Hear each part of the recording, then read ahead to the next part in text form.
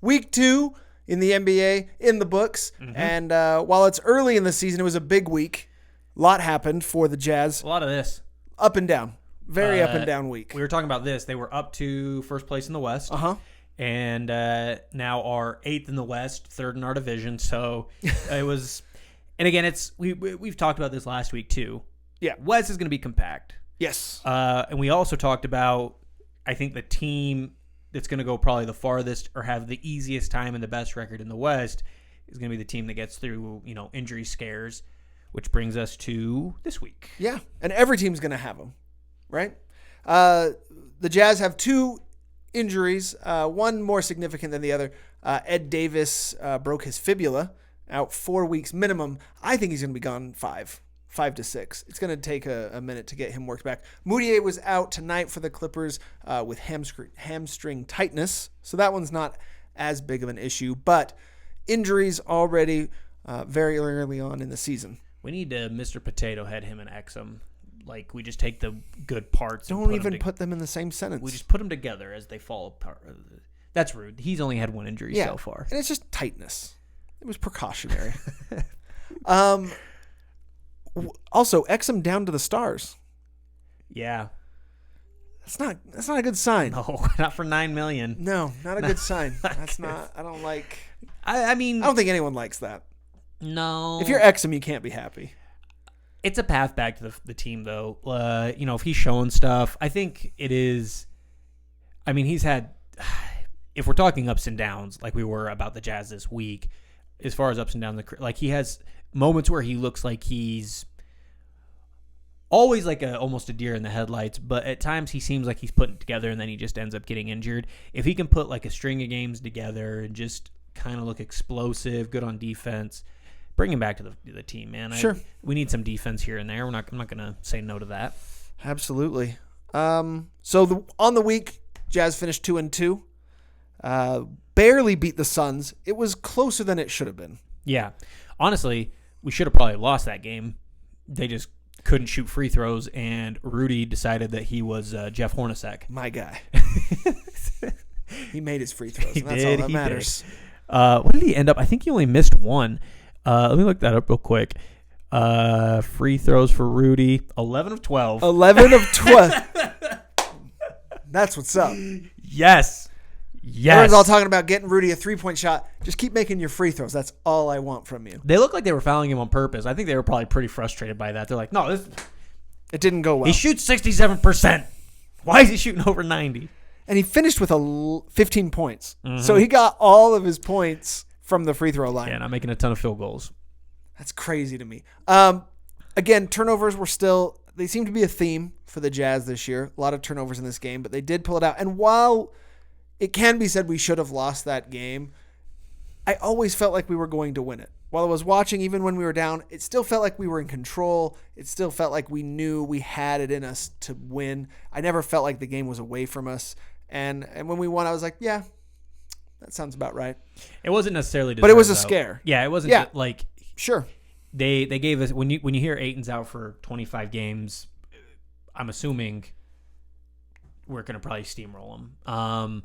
Ricky had a decent game, almost put together a triple-double, 10 rebounds, 9 assists, I think, 10 points. Did he ever have a triple-double with us? I don't think so. Yeah, I don't think he ever... if Rudy's down there, I don't think he really needs to rebound too much. But, kudos to them. Booker's still looking like the offensive juggernaut that he can be if they can start kind of getting some chemistry together. How many points did Conley have? 1. It's not great. He was coming back from that injury. He didn't play a full game, but he did go 0 for 7. 0 for 7. He's got it. He just doesn't feel like he's in rhythm. It really just doesn't feel like he's in rhythm. He's offbeat, and it's just when he's driving in the lane, you can notice that he doesn't feel comfortable. I don't want to say he feels like deer in the headlights. It's not like an Exum situation. He doesn't. It just feels different, and I'm hoping that it just smooths out. It will. I'm not worried, but I am noticing. So you were being noticed, sir. Yeah. But they eke it out. Yeah. Which moves us on to the game that he did look like he was in rhythm. Absolutely. We had the Clippers come to town. The shell of the Clippers. The shell of the Clippers. There was no Kawhi, but I mean, it's still their team from last year for the most part, except for Shea Gilgeous is obviously not there. It's a substantial amount of them, and they did decent. They had that was the best offensive performance of the season against us until tonight, I think. But blew out the Clippers. Blew them out. Yeah, Conley went Lit it up. nuts in the third, yeah. which I have dubbed the Mountain Mike Massacre. Absolutely. He I think he had 19 or 16. Or was it 18? It was his second highest quarter in his career. So he had his coming out party, which was nice. Had 29 points, and he was the story. But I think it was just overshadowed that Kawhi wasn't in the game. Yeah. The load management. And do you feel like the Clippers were playing chess a little bit? Choosing to rest Kawhi this early in the season on a road game against the Jazz? I think they were more I think because he blew up against Spurs, I think they were kind of had that game penciled in over anything. They just penciled it in. Spite. That's what I like about load management. Spite. Yeah, well, and a prediction that you made, we'll kind of get to that to the tonight's game. But I mean, Bogdanovich keeps humming. He had 14 that game. I don't think he's, Bogdanovich has been great since day one. Yeah. He is a core member, and he's in rhythm. Okay, so let's rewind to the end of last year. Sure. Just as a little interjection, if it's Tobias Harris for what he was going for, or Bogdanovich for what we got him for, who are you picking? Bogdanovich. Me too. The bogeyman, as I've already affectionately called him. Baba Yaga. Yeah. Or the Creation, as the Jazz have dubbed him. You're not going to let them live that down, are you? I like it as a name. That's how names are made, out of pure happenstance. But no, yeah, it was a good win. I mean, it was pretty professional from the Jazz. Everybody kind of did their part. O'Neal had no offensive output, but he looks like he's just going to be the lockdown guy. He's the lockdown guy. And Joe Ingles comes in for the offense. And maybe the most frustrating game of the week comes against the Kings. The Kings, man. How did that happen? The Jazz gave the Kings the first win of the year, losing by 1 point. Another 1-pointer on the road to a team we should win. Which we blew out.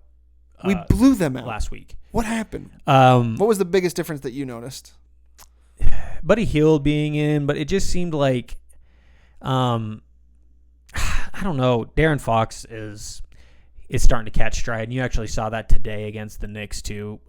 He's starting to put up big numbers, but the other thing is rebounding. Somebody mentioned this when we were doing the interviews. Our rebounding hasn't quite been there, and again, we'll get to that in today's game. Yeah. I think we got to start figuring some stuff out there. It doesn't seem like our rebounding's been super amazing. I think the Kings were hyper-focused as well. Their backs were against the wall. They shouldn't be 0-4.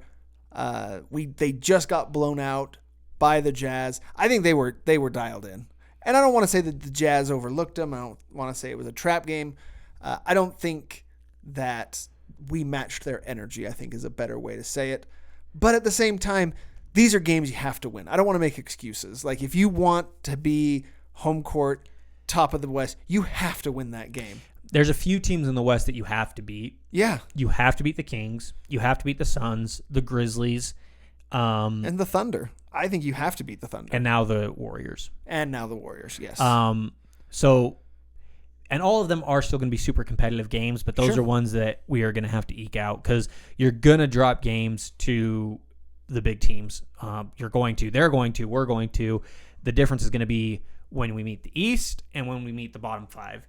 And bottom five is it's a soft bottom five, meaning they could play pretenders like every week. One of them could pop off and go for 130 points. The West is just so contested. It is a little lighter at the top now, though. With the Warriors, aren't making the playoffs. I believe that they are done. But the Suns congested it again because they still are playing teams. But they're not a real threat. Fair enough. They're a good, like the Kings and the Suns are decent teams. I'm not talking crap on any of them by any means, but they're not at the level of the top five by any stretch of the imagination. In a 7-game series, it would be bad. Mm-hmm. So we should still win that game. You know what I mean? Yeah, and I was saying this. And I don't think the Suns are making the playoffs. Who do you think, just as a light interjection, because we do mostly Jazz, but just a light interjection, who do you think's making the playoffs now that we think the Warriors are tanking? Dallas Mavericks.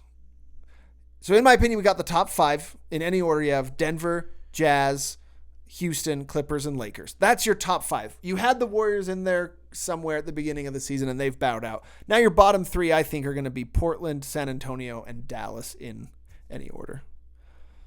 So that I don't think the Kings are there. I don't think the Suns are there. I don't think the Wolves are there. I think they're going to fall down. So we should beat all of those teams. The Unicorn has to stay healthy. That's probably the only thing. He only had, an ACL's a big injury, but he has had plenty of time. I think he's going to be good. I took a bet this week. What? That on the Jazz. At the fights that I went to last night, there was a bet going around, a standing bet for anybody in the room that wanted to take it for lunch. Okay. That the Jazz were going to be first place in the West. Oof. I was like, yeah, I'll take that. Did you get the field? Yeah. Oh. I know how you love the field. I love it. I love the field. I thought to myself, what would Paul do? And Paul would take that bet every time. The field. Let's move on to the tonight's game. Man. Not even Zaxby's could make us feel better about this. Well, we were right there. So throwback to Nacho, who we interviewed. If you go check out the channel, sure. He's the Clippers fan. He actually said it was going to be close. He thinks the whole game, and then the Kings are going to pull away with it, which is exactly what happened. And I think a little bit of that was the refs. Not that we lost the game because of the refs. I think we were outplayed in the fourth. We were out rebounded. Yeah. If there was a theme to this game, is that Harrell abused us on the boards the entire night, and we just were not boxing out. What was the rebound count? It was bad. I don't know the specifics. 37 to 54. That's a lot. We had one game that we had more rebounds than the other team, which is uncharacteristic for us. Rudy, he's there, but people are flying by him and getting rebounds. Favors. Yeah, that's because Rudy could come off. We saw that with one of them where Harrell got the rebound on the back end.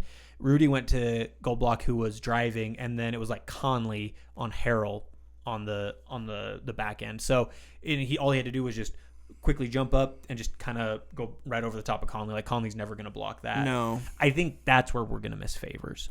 That's fair. And we're going to have to figure out different things, but we should still be not being out rebounded that much. No. That was probably the biggest takeaway. And what I was saying about the refs, I think on both ends, they started calling it super soft, which made it really kind of boring. Yeah. It was a free throw competition between Kawhi and Donnie. For a couple minutes, it definitely seemed that way. And it was just, there were so many kind of head scratch ticky-tack fouls. And I'm just like, what? But, they were calling it both ways. But at the end, the Clippers just pulled away, man. They were hitting the shots. And it's still, I was commenting while watching the game that, especially in the first half, it doesn't feel like the offense is flowing. It just doesn't. And it felt like they were running ISO, a lot of standing around. Donnie's at the top. He's got the ball. He's running around. He'll pass, and then they'll cut and do some things. But it doesn't feel like there's running set pieces or plays. You had some high pick and rolls with Rudy, but it just feels like the offense is stagnant. And maybe that's a credit to the defense. It was a very good defensive outing on both fronts. We started off 11-0 points wise. Like, we actually 11-2.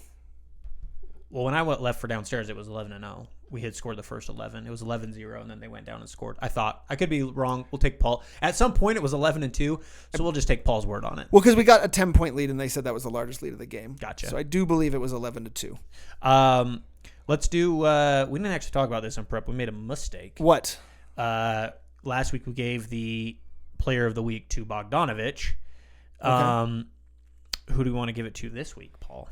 Who are you thinking? Who are you impressed with? Honestly, I was really impressed with Rudy Gobert as far as everything that he did. He got us the win in Phoenix with those clutch free throws. He's been playing great. I've really, really liked what Rudy Gobert's been doing. What about you? Well, I think we have to be consensus on it because we're going to be giving these repeats a few times. I'll go with Rudy with you. We had the best defensive rating, I think, up until today. The majority of teams hadn't scored over like 96 points. The last two games, it was a little different.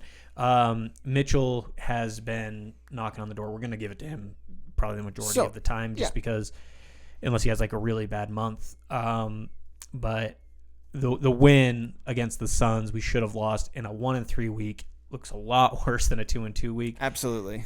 A Rudy Gobert. And just confirmed here on ESPN. We got the Rudy bobblehead box from last year. Much better than this year's because it's only one. Confirmed. The Clippers scored their first points when the Jazz were at 8. It was 8-2 with 8:07 in the first. Ivica Zubac. Stupid. I was right. Fact checking Paul. Take that, fact checking Carson. All right, let's do a quick recap of next week. It's actually a light week for us. There will be 2 home games. Yes. And so we will be out at the stadium on Wednesday, or the arena on Wednesday, against Philly and Milwaukee. Probably the 2 best teams in the East. So we get them both back to back. In the eventuality that we make the finals, I think this is going to be one of the 2 teams that we go against, and I think everybody's healthy. I think so. Embiid's coming. He'll be fresh off of his 2-game suspension for fighting, and then you got the Greek Freak in town. Mm-hmm. My heart soars. I'm excited for these games. I do want to see how we stack up against the East. We have to beat one of them. If you had to pick one, who are we beating? I think it's Milwaukee. I think so too. I think Philly's a complete team, but I want to beat Ben. If you ask me which one would I rather beat, absolutely the Sixers. And I'd like this to win them both. If we can win both of these games, I think that's a bigger statement than this last week. That would be huge. Yeah. It also looks really bad for the East. It does. I'm going to disparage the East a lot until proven otherwise, because Are you? I just don't believe in them in the least bit. And these are the 2 top teams. If the top 4 in the East aren't bad, they're good. All right. Those teams will still drop points to are just out of the playoff team. Like Mavericks they'll beat Philly, Milwaukee. Not every week, but they could get a win from them, and I wouldn't be surprised at all. That's fair. They actually took the Lakers pretty deep too. Like did they? Yeah. If it wasn't for a Danny Green shot that tied the game at the end, it would have gone the whole way. Anyways, I also have a Friday night at home. The crowd's going to be hyped. It's going to be a packed stadium. I just feel like that's a game that they don't have as many pieces, and we're good in the paint. Yeah. So, and that's where the Greek Freak dominates. He'll get his points, obviously, but it's going to have to be a team that stretches us out like Philly, that gets us, that takes us to the wings. And we were gonna talk about the prediction that you had made that Royce is going to be the guy that's going to be guarding like 1 to 4. We did actually see that today. He was on Kawhi for large portions of that game. And did you notice when Kawhi Leonard went out, he actually went and guarded Lou Williams, which I think is a testament to what you were saying on how good Lou Williams is. Yeah. So I want to see him versus the Greek Freak. If we can keep him at 23 and under, I think we win. And I think that's a good assessment. I think that's a good place for us to end if we can get one of these wins. And get above the 8th seed. But come check us out. We'll be at both games, Wednesday and Friday. And if you have any questions, email us at jazzedfanstv@gmail.com. Or on the Twitter at jazzedfans. And that's it. No TV on that one. That's the handle. Jazzed Fans. You did it. But we'll see you at the game. It's been fun. Thanks, guys.